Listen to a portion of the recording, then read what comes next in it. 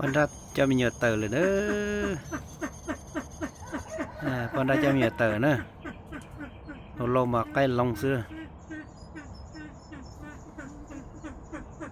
Em nhớ mé ai nữa. Kể rồi nữa, tôi bỏ qua cái chiếc lực khiết tá liền đó.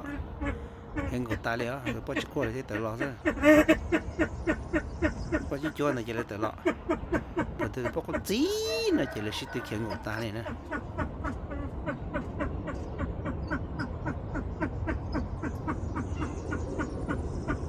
Chí tù có ý lúc cây đó có chí tù giống mỏ tù nuôi nữa tờ khế ple chè chó tù ta toàn dành nhau chè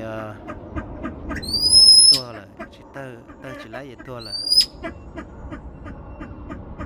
chè trái no mà cũng chỉ bút được cho nó cũng cho bây giờ chỉ thế tàu cho nó cho auto net gì nó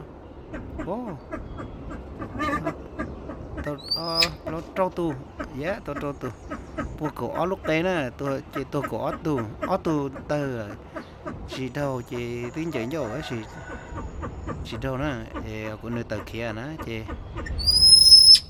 nhiều tờ trên tờ chỉ ở từng tôi là chỉ logo là chỉ tại sao nó trâu tu nè